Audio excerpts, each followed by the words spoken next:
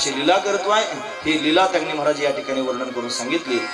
यानंतर त्यांनी या प्रल्हादाला दत्तात्रय भगवंताची भेट झाली कावेरी नदीच्या काठावर आणि दत्तात्रय भगवंताने त्यांनी प्रल्हादाला अनेक प्रकारचा उपदेश केला संन्यास धर्माचा, त्याचं वर्णन आहे। आणि त्याचबरोबर त्यांनी सप्तम स्कंध या ठिकाणी पूर्ण झाला। नारदांनी धर्मराजाला जो उपदेश केलेला आहे मानव धर्म, स्त्री धर्म, आश्रम धर्म या सगळ्या धर्माचा उपदेश पण या ठिकाणी आलेला आहे। आणि अशा पद्धतीने हा स्कंद पूर्ण झाला। आपण अष्टम स्कंधात पदार्पण करतो आहोत, 8वा स्कंध। त्याच्यामध्ये मनवंतर लीला वर्णन करून सांगितले। याच्या 24 अध्याय आहेत महाराज, 24 अध्यायांचा असणारा हा स्कंद। मनवंतर म्हणजे काय? मनवंतर म्हणजे कालगणना, कालगणना वर्णन करून सांगितले। आता सध्या कलियुग चालू आहे। याच्या आधी त्यांनी 3 युग झालेले आहेत। प्रत्येक युगाचं काही आयुष्य असतं। सत्ययुगाचं त्यांनी आयुष्य सांगितलं 17,28,000 वर्ष, त्रेतायुगाचं आयुष्य 12,96,000 वर्ष, द्वापार युगाचं आयुष्य 8,64,000 वर्ष आणि कलियुगाचं आयुष्य 4,32,000 वर्ष। भागवतातल्या प्रमाणानुसार सांगतो आहे। म्हणून ज्याला कोणाला असं वाटत असेल कुठून सांगितलं, प्रत्यक्ष भागवत बघा म्हणजे त्यांनी कळेल। भागवतकारानं भागवतातलं जास्त सांगत जावं, त्याला पोषक त्यांनी असणार, बाकीच्या पुराणांमधून सांगितलं तरी चालेल, पण भागवताला प्रमाण धरूनच बोलत जावं, त्याला समोर ठेवून चालावं। म्हणजे मग जरी कोणी एखाद्यानं प्रश्न विचारले हे असं कसं, मग त्याला सांगता येतं हे असं। म्हणून त्यांनी त्यातला भाव त्यांनी प्रकट करता येतो। म्हणून त्यांनी या 4 युगांची मिळून 43,20,000 वर्ष होतात। याला चतुर्युगी असं म्हणतात। त्याला अजून एक नाव आहे महायुग। अशा 71 चतुर्युग्या झाल्या की एक मनवंतर होत असतं। 71 चतुर्युग्या झाल्या की एक मनवंतर होतं। आणि असे 14 मनवंतर आहेत। असे 14 मनवंतर झाले की एक परार्ध होतो आणि मग त्यांनी महाराज एक कल्प होत असतो। अशी कल्पाची गणना म्हणजे ब्रह्मदेवाचा एक दिवस होत असतो। ब्रह्मदेवाच्या एका दिवसामध्ये 14 त्यांनी मनवंतर होतात, 14 इंद्र होऊन जातात, असे त्यांनी वर्णन आहे। आता सध्या जे मनवंतर आता आपलं जे चालू आहे त्याला वैवस्वत मनवंतर म्हणतात। आता सध्या जे चालू आहे ते, याच्या आधी 6 झालेले आहेत। पण त्या 6 मनवंतरांचं वर्णन त्यांनी करून सांगितलं। प्रत्येक मनवंतरात भगवान अवतार धारण करून येतो।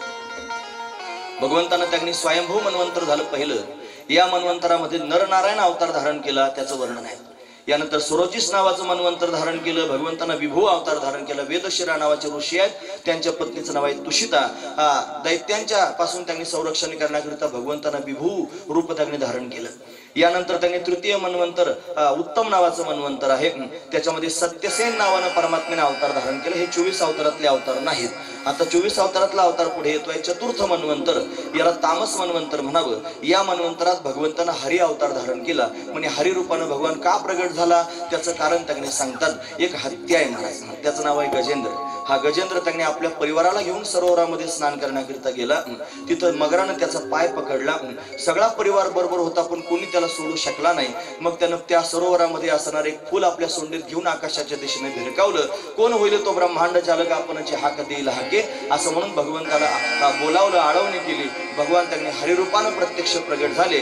सुदर्शन चक्रानं मगराचं मस्तक उडवलं, हत्तीचा पाय त्यांनी सोडवला। हा हत्ती त्यांनी सामान्य नाही आणि मगरही सामान्य नाही, त्याचं मोठं लांबलचं चरित्र आहे। म्हणून त्यांनी महाराज ते सगळं आपण पाहू शकतो, पण माझी वेळ संपत चालली, मला कृष्ण जन्मापर्यंत जायचं आहे। म्हणून सर्वांनी त्यांनी ते जाणून घ्या। त्रिकूट नावाचा पर्वत आहे म्हणजे 3 गुणांचा पर्वत।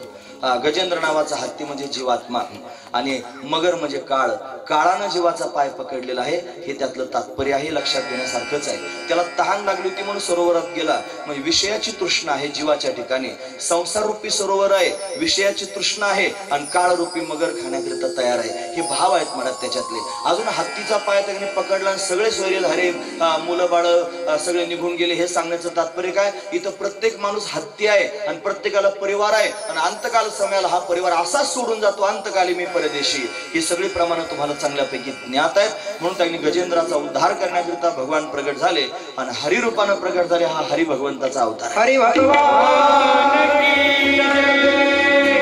5वं मनवंतर आहे रैवत नावाचं मनवंतर। या रैवत मनवंतरामध्ये भगवंतानं त्यांनी महाराज विकुंठा शुभ्र नावाचे ऋषी आहेत, त्यांची पत्नी विकुंठा, तिच्या घरी त्यांनी अवतार धारण केलं, वैकुंठ रूपानं आले आणि लक्ष्मीचं म्हणणं खरं करण्याकरिता एक धाम तयार केलं, त्याचं नाव आहे वैकुंठ धाम।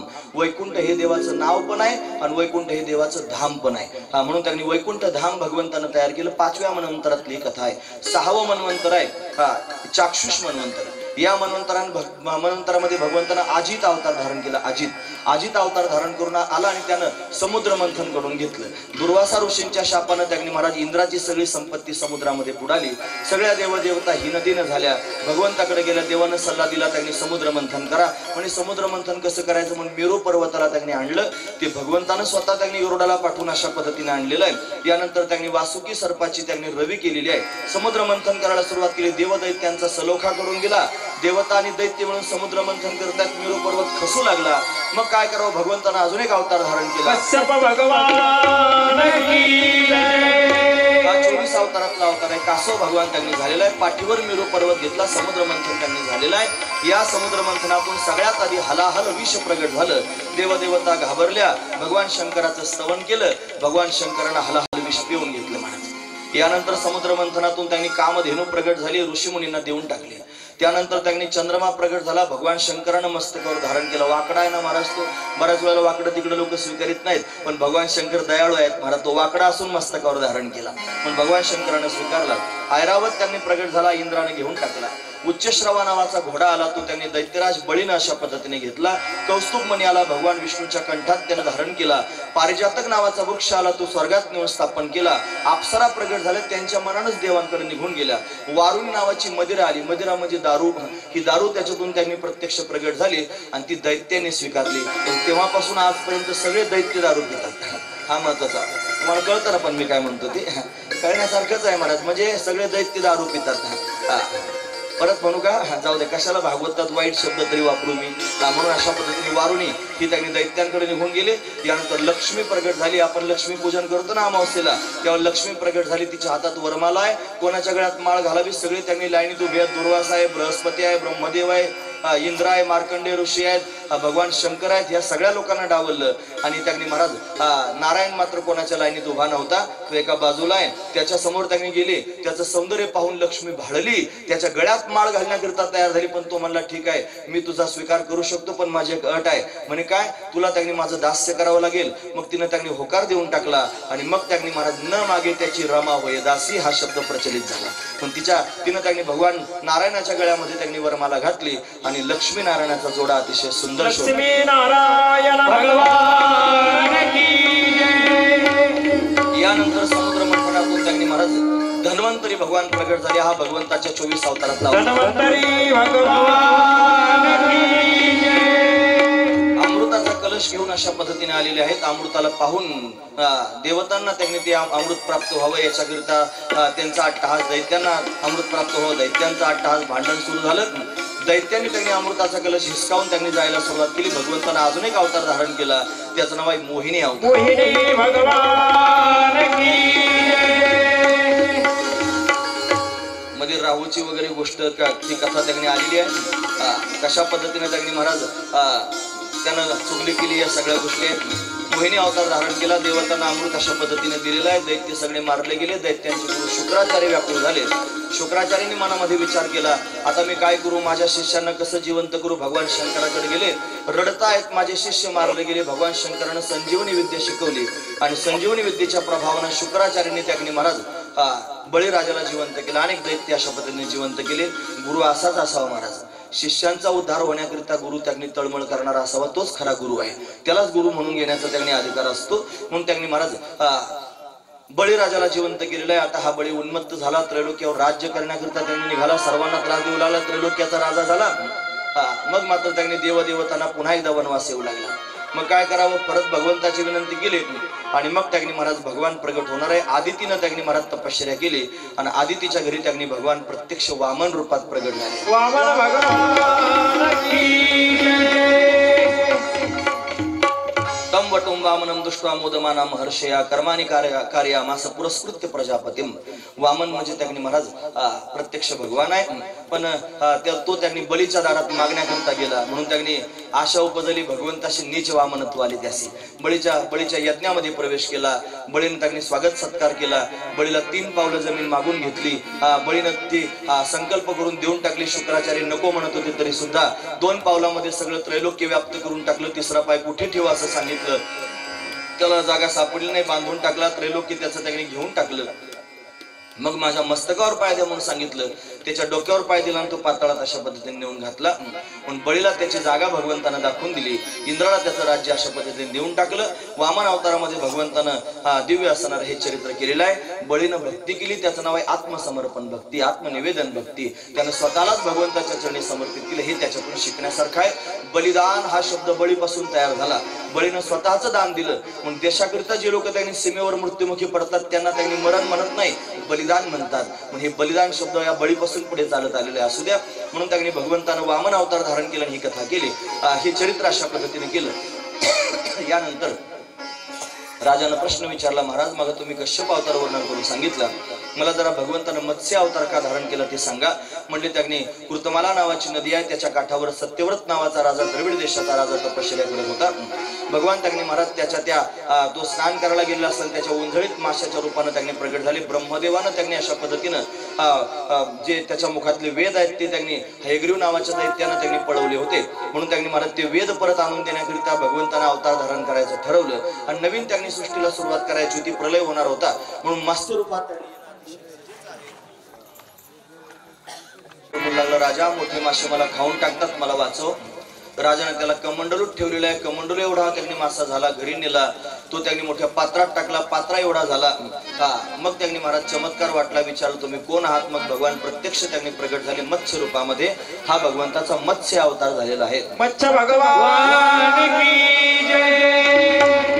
राजाला उपदेश करून सांगितलं, आता प्रलय होणार आहे, मला एक शिंग असणार आहे, मी त्यांनी येईल, सगळ्या सृष्टीचे विजय एकत्र करून एका नावेत ठेव, माझ्या शिंगाला ती नाव त्यांनी बांधून टाक, मग मेरू पर्वतावरती नाव जाऊन थांबेल आणि तिथून पुढे नवीन सृष्टीला सुरुवात होईल, असं त्यांनी वर्णन आहे. म्हणून मत्स्य अवताराची कथा या ठिकाणी वर्णन करून सांगितली. त्याचबरोबर अष्टम स्कंध पूर्ण झालेला आहे. नवम स्कंधात आपण पदार्पण करतो आहोत. याला ईशानु कथा असं त्यांनी नाव आहे. ईशानु कथा, ईश म्हणजे त्यांनी ईश्वर आणि अनु म्हणजे अनुसरलेले, म्हणजे ईश्वराला अनुसरलेले जे भक्त आहेत त्यांची कथा. याच्यामध्ये 24 अध्याय आहेत. सुरुवातीच्या 13 अध्यायांमध्ये त्यांनी महाराज सूर्यवंश सांगितला आणि 11 अध्यायांमध्ये चंद्रवंश सांगितला. सूर्य आणि चंद्रवंशामध्ये त्यांनी महाराज कसे राजे झालेले आहेत, कोणते कोणते भक्त झाले त्यांचं वर्णन आहे. मन्वंतरा आणि सर्वानी तयुक्त आणि सुतानी मे वीर्यानंत वीर्यस्य हरिश्चंद्र कृतानीच असं त्यांनी वर्णन आहे. अनेक दिव्य असणाऱ्या महापुरुषांची कथा याच्यात पाहायची आहे. म्हणून त्यांनी सध्या सूर्यवंश कसा झाला याचं वर्णन सांगा हे सांगायला सुरुवात केली. म्हणजे सगळ्यात आधी त्यांनी शेषशाही विष्णू, त्याच्या नाभीतून कमळ, कमळातून ब्रह्मा, ब्रह्मदेवाचा पुत्र झाला मरीची, मरीचीचा झाला कश्यप, कश्यपाचा झाला विवस्वान, विवस्वानाचा झाला वैवस्वत नावाचा मनू. या वैवस्वत मनूला त्यांनी अशा पद्धतीने 10 मुलं आहेत, त्याचा वंश विस्तार वर्णन करून सांगितला. याच वंशामध्ये शर्याती नावाचा राजा झाला, त्याच्यामध्ये नभग नावाचा राजा झाला, नाभाग नावाचा राजा झाला. या नाभागाच्या घरी अंबरीश नावाचा धर्मात्मा त्यांनी प्रगट झाला.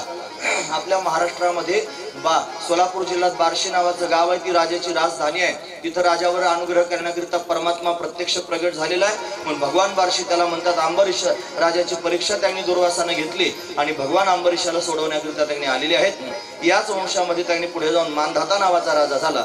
या मानधाताच्या वंशामध्ये अनेक राजे झाले. त्याच वंशामध्ये त्यांनी महाराज अंशुमान त्यांनी झालेला आहे, दिलीप झालेला आहे. दिलीपाचा मुलगा भगीरथ, या भगीरथानं त्यांनी महाराज गंगा आणलेली आहे. सगर पुत्रांना त्यांनी अशा पद्धतीने पुन्हा जीवदान दे स्वर्गाला पाठवण्याकरिता.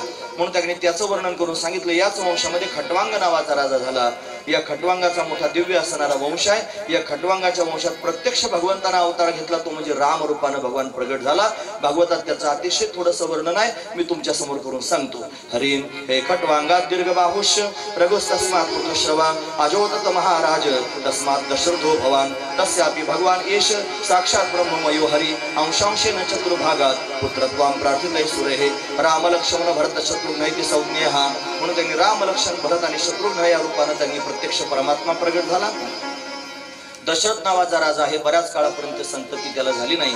पुत्रहीन समे राज्यम सर्व दुःखाय कल्पती म्हणून त्यांनी गुरुजींकडे वशिष्ठ ऋषींकडे म्हणू लागला. मग पुत्र कामेष्टी यज्ञ त्यांनी करायला सांगितला. श्रावण बाळाचा मृत्यू त्याच्या हाताने झालेला आहे. श्रावण बाळाच्या मातेपित्याचा शाप त्याला प्राप्त झालेला आहे आणि आता तुला पुत्र होणार आहे राजा, ब्राह्मणाचा शाप खोटा होणार नाही. पुत्र कामेष्टी यज्ञ केला. त्याला 3 असणाऱ्या पत्नी आहेत. तिन्ही पत्नींना अशा पद्धतीने त्यांनी प्रसाद यज्ञ नारायणाने दिलेला आहे. यथाकाल तिघी त्यांनी गर्भवती आहेत. कौशल्या, सुमित्रा आणि कैकई गर्भवती आहेत. राजा त्यांना डोळे विचारतोय. प्रत्येक पत्नीने वेगवेगळ्या प्रकारचे डोळे वर्णन करून सांगितले आहेत. चैत्र शुद्ध नवमीला त्यांनी महाराज 3 राण्या प्रसूत झालेल्या आहेत. त्यांना त्यांनी पुत्ररत्नांची प्राप्ती झाली. पहिला पुत्र कौशल्याला झालेला आहे, त्याचं नाव आहे राम.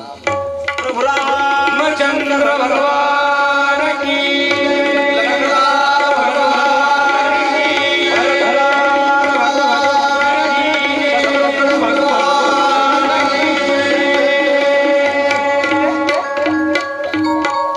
चार मुलं झालेले आहेत राजाला एकाच मुलाची अपेक्षा होती भगवंतानं चार त्यांनी रूप धारण करून आलेले आहेत भगवान प्रत्यक्ष प्रगट झालेला आहे सर्वांना आनंद झाला चंद्राला थोडं वाईट वाटलं दिवसा भगवान प्रगट झाले 12 वाजता म्हणून त्याला वरदान दिलं तुझं नाव माझ्या नावासमोर लावीन म्हणून रामचंद्र नाव भगवंतानं स्वीकार केलं भगवान कलेनं वाढू लागले लीला करू लागले दशरथ राजाला मोठं समाधान त्यांनी वाटू लागलं यानंतर एक दिवशी विश्वामित्र ऋषी त्यांनी भगवान मोठे झालेले आहेत विश्वामित्र ऋषी त्यांनी आले ज्येष्ठ तुझा पुत्र मला देई दशरथ असं त्यांनी म्हटलं दशरथ राजा म्हणला मी तुमच्या बरोबर येतो विश्वामित्र ऐकायला तयारने रागावले वशिष्ठानं मध्यस्थी केली मुलं त्यांनी देऊन टाकली राम आणि लक्ष्मण दोघे जण विश्वामित्राबरोबर गेलेले आहेत विश्वामित्राने अनेक अस्त्रशस्त्र विद्या प्रभू रामचंद्रानं लक्ष्मणाला त्यांनी शिकवलेल्या आहेत यानंतर जनकपुरी मधून त्यांनी विवाहाचं आमंत्रण त्यांनी आलं मग त्यांनी विवाहाला बरोबर घेऊन गेले तिथं त्यांनी शिवधनुष्य होता हा शिवधनुष्य त्यांनी प्रभू रामचंद्राने अशा पद्धतीने तोडलेला आहे भगवती जानकीनं प्रभू रामचंद्रांच्या गळ्यामध्ये वरमाला घातलेली आहे चारही भावंडांचा विवाह संपन्न झाला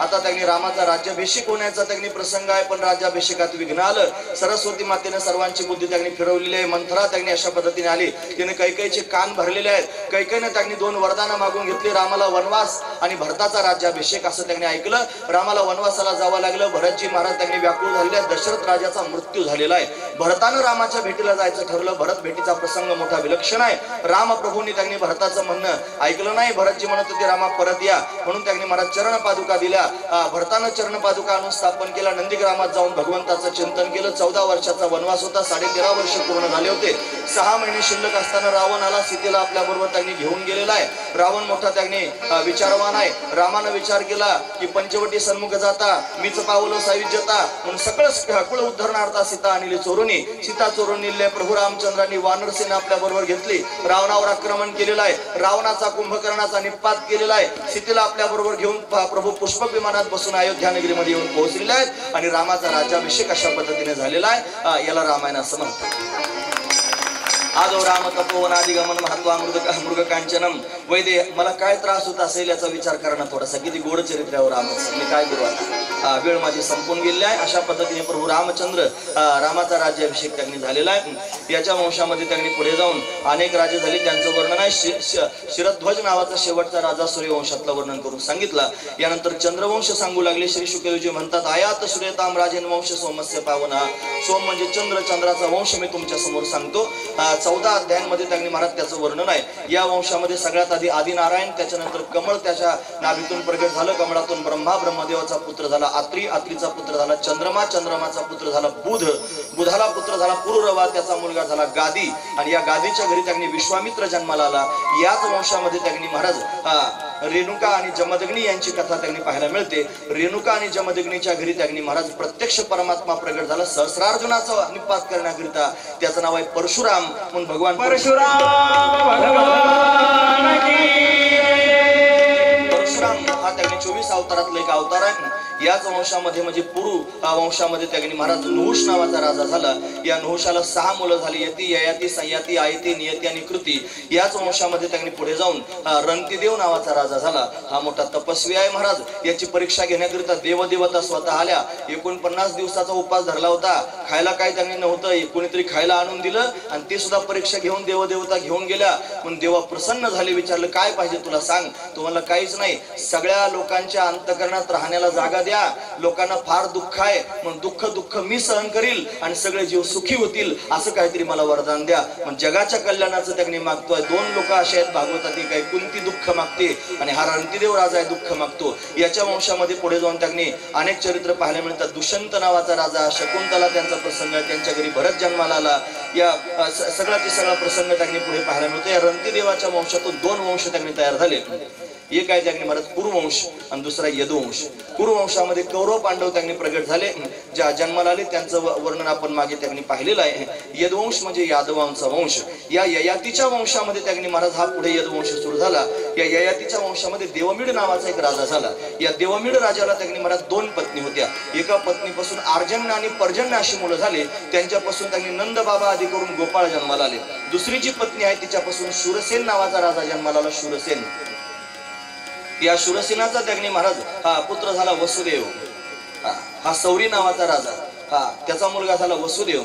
आणि या वसुदेवाचा विवाह देवकी बरोबर झाला आणि देवकीच्या घरी त्यांनी प्रत्यक्ष श्रीकृष्ण रूपानं भगवंताचं प्राकट्य झालं. भगवान प्रगट झाले.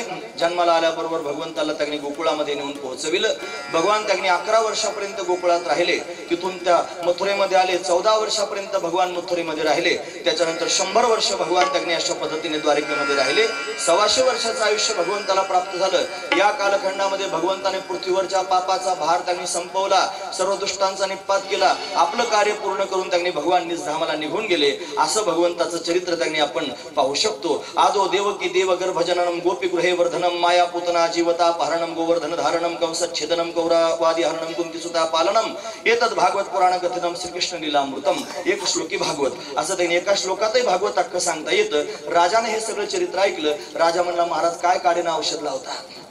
आम्ही 7 दिवस त्यांनी बसलो आहे, मला त्यांनी पाणी सुद्धा प्यायचं नाही, मला फार तहान लागलेली आहे, पण पाणी पिण्याची नाही, भगवंताचं चरित्र ऐकण्याची तहान लागलेली आहे. आणि असं घाईघाईने तुम्ही सांगून गेले, मला कृष्ण चरित्र जरा विस्तारानं सांगा ना.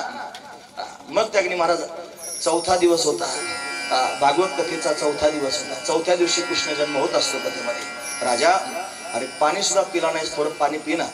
राजा म्हणला, नाही आता पाणी पिणार नाही. पाण्यामुळे तर हा घोटाळा झाला म्हणे. पाणी जर प्यायला गेलो नसतो तर शाप कशाला प्राप्त झाला असता. म्हणून त्यांनी पाणी पिणार नाही. आता मला तुम्ही भगवंताचं चरित्र सांगा. म्हणून चरित्र सांगण्याची तयारी दाखवली. 9वा स्कंध या ठिकाणी पूर्ण झाला. आपण 10म स्कंधात पदार्पण करतो. 10वा स्कंध याच्यात त्यांनी भगवान श्रीकृष्ण परमात्म्याचं चरित्र आहे. माथुर नावाचा प्रांत आहे. याच्यात त्यांनी प्रश्न विचारलेला आहे. कथितो वंश विस्तारो भवत सोम सूर्य हो राज्ञांचे उभय वर्ष वंशानाम चरितम परमाद्भुतम. परमाद्भुत असणारं चरित्र मला श्रवण करायचंय. मला तुम्ही सांगा भगवान त्यांनी कसे प्रगट झालेले आहेत. सांगितलं माथुर नावाचा प्रांत आहे. त्या माथुर प्रांतामध्ये त्यांनी भोज वंशामध्ये असणारा आहुक नावाचा राजा त्यांनी राहतोय.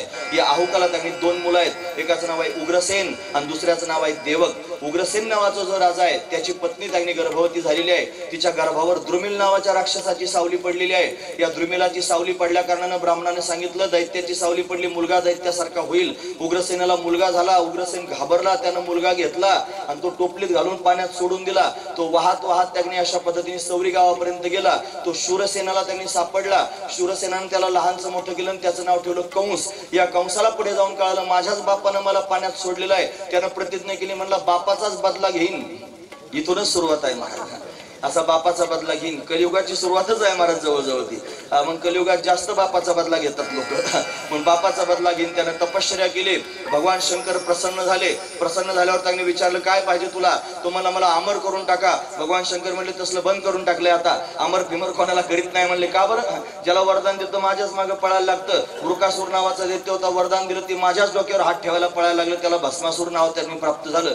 वरदान देणार नाही म्हणे दुसरं काही माग विजय होण्याचं वरदान दिलं. मग त्याने दैत्यांची फौज तयार केली. ती फौज आपल्या बरोबर घेऊन बापावर आक्रमण केलं. बापाला बंदीखान्यात टाकलं. स्वतः राजा झालेला आहे कंस. या कंसानं दुराचार करायला सुरुवात केली. सर्वांना त्रास देतोय. विजय होण्याचं वरदान त्याला मिळालं होतं. मग देवदेवता व्याकुळ झाल्या. पृथ्वीवर पापाचा भार त्यांनी होऊ लागला. मग त्यांनी पृथ्वी व्याकुळ होऊन भगवंताच्या दिशेने जाऊ लागली. मला वाचवा. वत्सरूपी पृथ्वी ब्रह्म्यापाशी जाय नेत्री वाहे तोय संगत असे. व्याकुळ होऊन सांगू लागली मला वाचवा. मग मात्र त्याने महाराज ब्रह्मदेवानं भगवंताचं स्तवन केलं. नमोस्तु अनंताय सहस्रमूर्ते सहस्रपादाक्षी शिरूर भावे सहस्रनामने पुरुषाय शाश्वते सहस्र कोटी युग धारिणे नमः. भगवान प्रसन्न झाले आणि प्रसन्न झालेल्या भगवंतानं त्याने महाराज आकाशवाणीद्वारा सांगितलं. आकाशाची वाणी सांगे सकळासी तळमळ मानसी करू नका. देवकीच्या गर्भा येईल भगवान रक्षिल ब्राह्मण गायी भक्त. ब्राह्मण गायी भक्तांचा सांभाळ करण्याकरिता परमात्मा प्रगट होणार आहे. देवकीच्या घरी येणार आहे. देवकी कोण आहे? ही त्यागनी महाराज देवक राजाची कन्या आहे. कंसाची चुलत बहीण आहे. तिचा विवाहाचं त्याने वय झालेलं आहे. उपवर झालेली आहे. हिचा विवाह कोणाबरोबर करावा असा प्रश्न त्याने महाराज कंसाच्या समोर आहे. लोकांच्या समोर चांगुलपणाचं नाटक करण्याकरिता विवाहाची जबाबदारी कंसानं स्वीकारली. आणि वसुदेव त्याने महाराज सौरी देशाचा राजकुमार आहे. शूरसेनाचा मुलगा. वसुदेवाला बोलावून घेतलं. म्हणे माझ्या बहिणीशी लग्न कर. तो म्हणला माझे पहिले लग्न झालेले आहेत. आता 6 लग्न झाले म्हणे. मला परत 7वं लग्न करायची इच्छा नाही. असं म्हणल्यानंतर त्यांनी कंस रागावला. हातात तलवार घेतली. म्हणला लग्न करतो का नाही तर मुंडकच ओढून टाकतो. वसुदेवानं विचार केला, याच्या हातानं मरून 6 बायकांचा वनवास करण्यापेक्षा 7वं लग्न केलं चांगलं, याला विचार म्हणायचं. म्हणून विचारवान असणाऱ्या वसुदेवानं विवाह करायचं ठरवलं आणि विवाह त्याने संपन्न झाला. विवाहातच विघ्न आलं. यानं त्यांनी नाटक रचलेलं आहे. सगळ्या लोकांच्या समोर चांगुलपणा दाखवू लागला. आपल्या बहिणीला बरेचसे त्यांनी शेकडो त्यांनी रथ दिलेले आहेत, 400 हत्ती दिले सुवर्ण अलंकाराने युक्त, 1,500 घोडे दिलेले आहेत, 1800 रथ दिलेले आहेत, 200 दासी दिलेले आहेत, सुंदर सुंदर त्यांनी असं सगळं वैभव आपल्या बहिणीला त्यानं देऊन टाकलं. आणि त्याच्यात आकाशवाणी झाली, कंसा मूर्खा जिची वरात मिरवतोयस तिच्याच पोटी 8वा येईल आणि तुला मारील, असं सांगितल्यानंतर कंस त्यांनी भयभीत झाला. मग त्याने देवकीला मारहाण करायला सुरुवात केली. देवकीला मारण्याकरिता हात उगारला, हात तो धरला. वसुदेवानं हात पकडला, सांगितलं मारू नकोस, मी तिच्याशी विवाह केलेला आहे, तिचं पाणी ग्रहण केलेलं आहे, आधी माझ्याशी युद्ध करावं लागेल. कंस घाबरला, कारण यादवांची संख्या फार मोठी होती महाराज. म्हणून कंस त्यांनी भयभीत झालेला आहे. 4 नीतीच्या गोष्टी सांगितल्या. हे बघ, तुला मारणारा तिच्या पोटी जन्माला येणार आहे, तिनं तुझं काय केलंय, म्हणून त्यांनी तू तिला सोडून दे, आम्हा दोघांना बंदीखान्यात टाक, जेवढी मुलं होतील तुला देऊन टाकू, असं त्यांनी सांगितलं. तिथूनच भगवंताचं चरित्र सुरू झालं. वसुदेव देवकीला बंदीखान्यात नेऊन टाकलेलं आहे. बराच कालावधी लोटला. एक पुत्र देवकीला अशा पद्धतीने झालेला आहे. तो पुत्र झाल्याची बातमी कळाली. कंस मारण्याकरिता धावत आला. ते बाळ कंसाकडे पाहून हसू लागलं, जणू मामा मामा म्हणताय. कंसानं विचार केला, पहिलंच लेकरू याला का मारू. मग त्यांनी महाराज ते देऊन टाकलं देवकीच्या हातात. म्हणलं हे मारणार नाही, 8वा मुलगा झाल्यावर मारायला येतो. इतक्यात नारदजी महाराज आले आणि नारदांनी सांगायला सुरुवात केली, अरे कोणताही मुलगा 8वा होऊ शकतो. म्हणे कसं काय. एक गुलाबाचं फुल हातात घेतलं, सांगितलं या सांग यातली पहिली पाकळी कोणती, शेवटची पाकळी कोणती. म्हणे कोणती पहिली आणि कोणती शेवटची होऊ शकते. तसं हिला कोणताही मुलगा 8वा होऊ शकतो. म्हणे कसं काय. हिला जर 8च मुलं झाली खालून जर मोजलं तर पहिला 8वा होईल. हिला जर 9 मुलं झाली खालून मोजलं दुसरा 8वा होईल. हिला जर 10 मुलं झाली खालून मोजलं तिसरा 8वा होईल, खालून 8वा. कोणता 8वा होईल म्हणून सांगितलं. 8वा मारील, कोणता सुरुवातीचा की शेवटचा हे नाही सांगितलं. म्हणून त्यांनी कंस घाबरला. देवकीच्या हातातून बाळाला हिसकावून घेतलं, गरगर आकाशात फिरवलं, मारून टाकलं. अशी 6 लेकरं झाली आणि 6ची 6 लेकरं कंसानं मारून टाकली. 7वा गर्भ आला, तो योगमायेने त्यांनी पळवला. रोहिणी ही वसुदेवाची पत्नी आहे, तिच्या गर्भात त्याला नेऊन स्थापन केलं. योगमायेच्या सामर्थ्यानं त्यांनी हे सगळं घडलं. भाद्रपद शुद्ध षष्टीला रोहिणीला पुत्र रत्नाची प्राप्ती झाली. त्याचं नाव आहे बलराम. हा 24 अवतारातला त्यांनी 19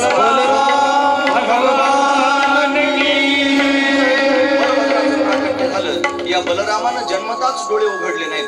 बाळ डोळे का उघडत नाही म्हणून त्यांनी ब्राह्मणांकडे त्याची जन्मपत्रिका दाखवली. ते म्हणले हा सामान्य नाही, हा प्रत्यक्ष शेष नारायण आहे, याला अखंड देव पाहायची सवय आहे, म्हणून जोपर्यंत देव येणार नाही तोपर्यंत हा डोळे उघडणार नाही. आणि विशेष गोष्ट सांगण्यासारखी त्यांनी घडली की हा शेष नारायण भगवंताचं आसन आहे.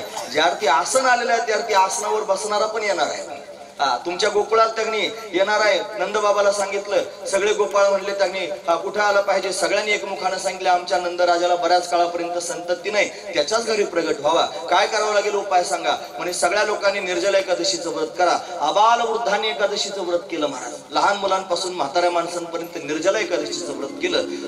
चमत्कार त्यांनी घडला. यशोदा राणी गर्भवती आहे. तिकडे कंसाला आनंद झाला, माझ्या भीतीनं गर्भ गळून जायला लागले देवकीचे. त्याला काय माहिती त्याचा काळ जवळ आला म्हणून. आता देवकीला त्यांनी भगवान प्रसन्न झालेला आहे. अष्टम गर्भरूपाने त्यांनी अशा पद्धतीने परमात्मा प्रगट होणार आहे. देवकीला गर्भधारणा झालेली आहे, पण परमात्मा आपल्यासारखा प्रगट होत नाही. दिव्य रूप धारण करून तो तेज रूपाने वाढू लागला. देवकीचे तेज दिसे, देवकीचे तेज दिसे, देवकीचे तेज दिसे,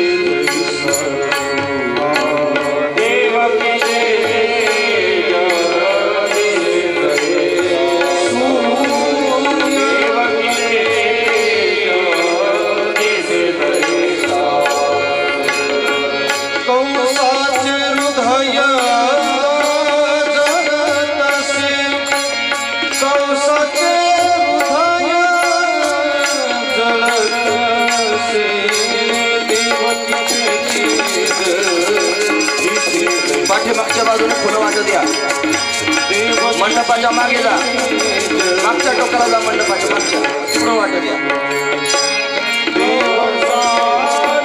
मध्ये मध्ये सगळ्यांच्या हातात जास्त फुलं द्या, म्हणजे ते आपसात वाटून घेतील. एक एक बुचकुलीमध्ये देत जा.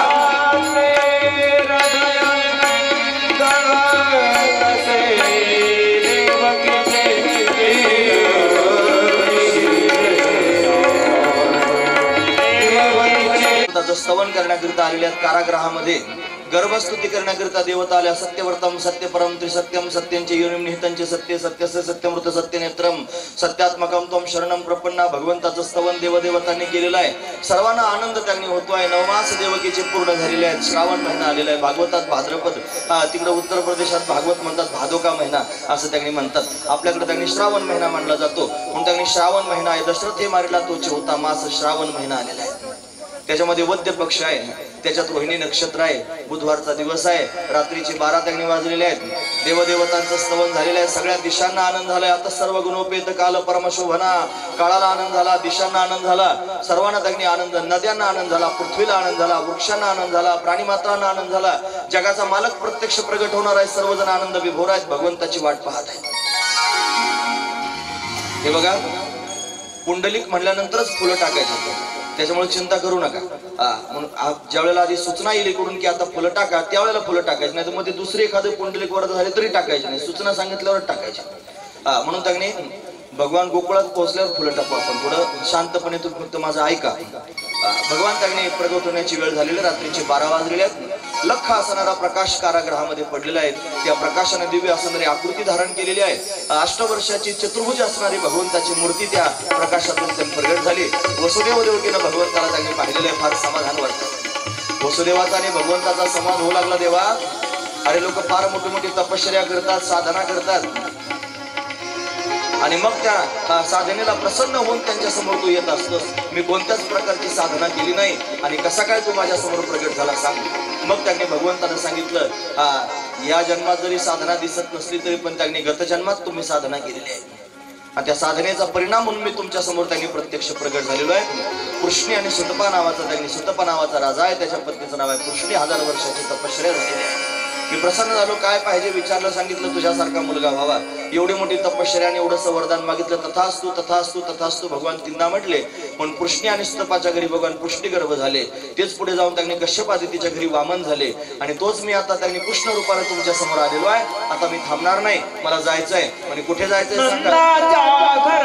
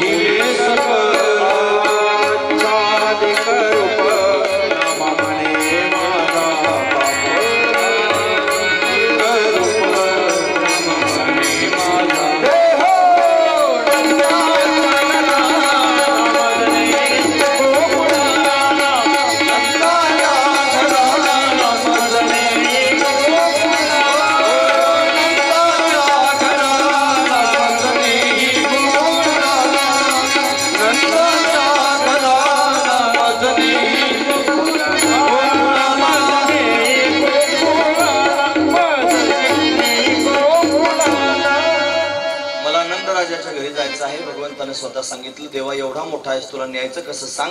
म्हणे मी सगळी तरतूद केलेली आहे. हे सगळे रक्षपाल त्यांनी उभ्यात, कसं जावं मनुष्य रक्षपाल ते म्या मोहिले सगळं भगवंतानं सगळं सांगितलं. भगवान लहान झालेला आहे. देवकीनं भगवंताला हातात घेतलेलं आहे. स्तनपान करू लागले.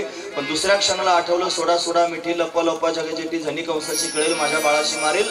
मग त्यांनी वसुदेवाच्या हातात भगवंताला दिलं. भगवान बालरूपात आहे. उचलेला कमळापती, पायची बंधने गळती, बंधनं गळून गेली. द्वारपाल झोपे गेलेले आहेत. दरवाजे उघडले, कुलप त्यांनी गळालेले आहेत. देवाला हातात घेऊन निघाली. टोपली जवळ आली. देवाला टोपलीत घातलं, डोक्यावर घेतलं. रस्त्यानं चालू लागले. धोधो पाऊस पडू लागला. शेषनारायण वरतून डोक्यावर फण धरलेला. यमुना नदी आडवी आली. यमुनेला पूर आला. यमुनेच्या पुरात वसुदेवानं त्यांनी प्रवेश केलेला आहे. पूर वाढू लागला. वसुदेवाच्या त्यांनी घोट्याचं पाणी गुडघ्याला, गुडघ्याचं कमरेला, कमरेचं छातीला, छातीचं गळ्याला लागू लागलं. नाका तोंडात पाणी जाणार. भगवंतानं ओळखलं. पायाचा अंगुष्ठ लावल्याबरोबर यमुना दुभंगली. पलीकडच्या काठाला त्यांनी जाऊन पोहोचले. तिथं त्यांनी यशोदा राणीच्या समोर कन्या प्रगट झाली होती. आपला मुलगा तिथे नेऊन ठेवला. ती कन्या आपल्या बरोबर घेतली. सर्वजण मोहित झालेले आहेत. कन्या बरोबर घेतली. कारागृहामध्ये पुन्हा एकदा आले. आल्यानंतर कन्येनं आकांत केला. कंस धावत आला तिला मारण्याकरिता. पाहिलं तर मुलगी झालेली आहे. म्हणला देव सुद्धा खोटं बोलायला लागले. आकाशवाणी म्हणली होती मुलगा होईल. आठवण मुलगी कशी काय झाली? काय होईल ते होईल म्हणला. मारलं पाहिजे. 8वी संतत्या म्हणून मारण्याकरिता प्रयत्न करू लागला. हातातून निसटले. आकाशात जाऊन उभे राहिले. कंसाला सांगू लागले किंमया हातो मंदहा, मला काय मारतोस म्हणे मूर्खा, तुझं लागी वधी उपजला मजा आधी. तिनं सांगून टाकलं. इकडे कंस भयभीत झाला. तिकडे परमात्मा प्रकट झाल्याची बातमी सगळ्यात आधी त्यांनी महाराज कळली असेल सुनंदेला. नंदराजाला 2 बहिणी आहेत. एकीचं नाव नंदा आणि दुसरीचं नाव सुनंदा. ही सुनंदा यशोदा राणीची सेवा करण्याकरिता आली होती. कारण म्हातारपणाला लेकरू होणार होतं यशोदेला. उशिरा त्यांनी लेकर त्याला संततीच नव्हती. नंदराजाला बऱ्याच काळापर्यंत गोसेवा त्यांनी करत होते. म्हणून त्यांनी आता पुत्र प्राप्त होणार आहे म्हणून यशोदा राणीची सेवा करण्याकरिता आली सुनंदा. भल्या पहाटे त्यांनी महाराज गेले. तिने खिडकीतून डोकावून पाहिलं. नीलमण्यासारखा कन्हैया चमकत होता. महाराज फार आनंद झाला. धावतच त्यांनी गेली. वहिनी जाग्या व्हा, तुम्हाला पुत्र झालेला आहे. झोपेत बाळांपण झालं. झोपेत कुठं बाळांपण होतं का? पण माया किमकिम न करती अघटित घटना पटयसी माया. मायेचा प्रभाव त्यांनी वर्णन करून सांगितला जातो. म्हणून त्यांनी प्रत्यक्ष परमात्मा प्रगट झाला. सुनंदीला आनंद झाला. यशोदेला आनंद झाला. त्याला स्तनपान त्यांनी करू लागली. धावतच निघाली. गवळण सांगी गवळणीला पुत्र झाला यशोदेला. सगळा गाव आनंद विभोर आहे. नंदराज त्यांनी गोमातेची सेवा करतायत. भल्या पहाटे भैया भैया भैया म्हणून हाक मारू लागली. काय ग सुनंदे का आरडाओरडा करतेस? भैया मोठी आनंदाची गोष्ट आहे. तुम्हाला पुत्र झालेला आहे. वहिनी बाळांत झालेले आहेत. बधाई हो बधाई हो त्यांनी म्हणू लागले. नंदराजाने नवरत्नांची माळ सुनंदीला देऊन टाकली. सुनंदा गौडनाचा त्यांनी सगळ्या गावात ठेवली आहे. सर्व गाव आनंद विभोर झाला. सूर्योदय झालेला आहे. सर्वजण त्यांनी भगवंताला पाहण्याकरिता लढाईत आहेत. नटून नटून शृंगार करून सर्वजण भगवंताला पाहण्याकरिता आले. देवाला पाहण्यात घातलेला आहे आणि सर्वांनी भगवंताला पाहिलं. भाव विभोर सर्वजण झालेले आहेत. एवढं सुख सर्वांना झालं. गोकुळीच्या सुखा अंतपार नाही लेखा. अंतपार शिल्लक राहिला नाही. भगवंताला पाहून सर्वजण त्यांनी भगवंताच्या नामाचा घोष करू लागले. आपण सुद्धा आता त्यांनी पुंडलिक वरदा करून त्यांनी भगवंताच्या नामाचा घोष करून फुलांचा वर्षाव करणार आहोत. म्हणा पुंडलिक वरदा हरी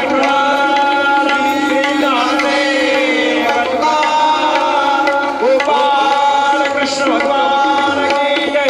गोपाल कृष्ण भगवान की जय. गोपाल कृष्ण भगवान की जय. नंद घरा नंद प्रभु नंद घरा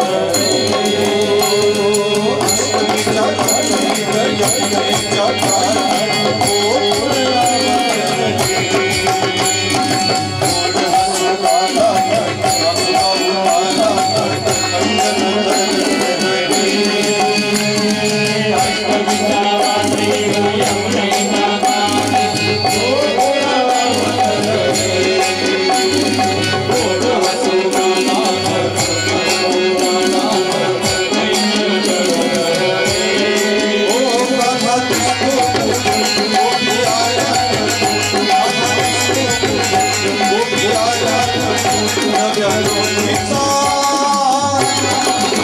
नव्या नोंदीचा शृंगार आज आनंदी आनंद झाला आज आनंदी आनंद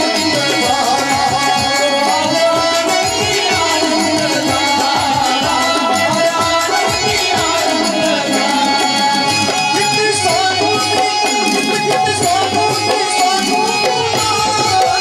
आज आनंदी आनंद झाला आज आनंदी आनंद झाला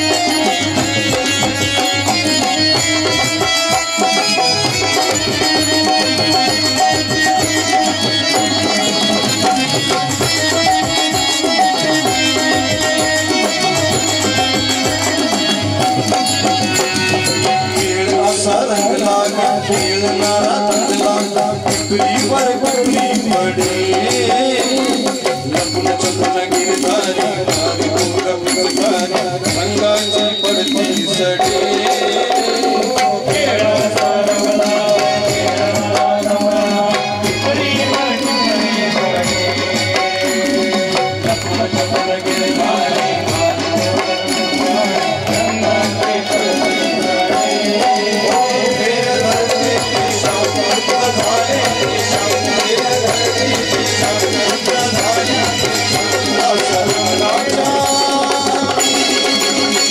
रंगाच्या घरात आज आनंदी आज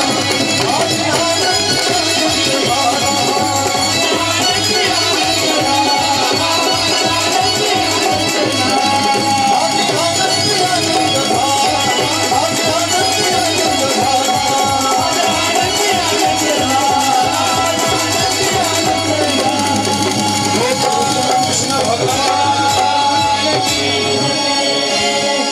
नंदकर छाईर बहार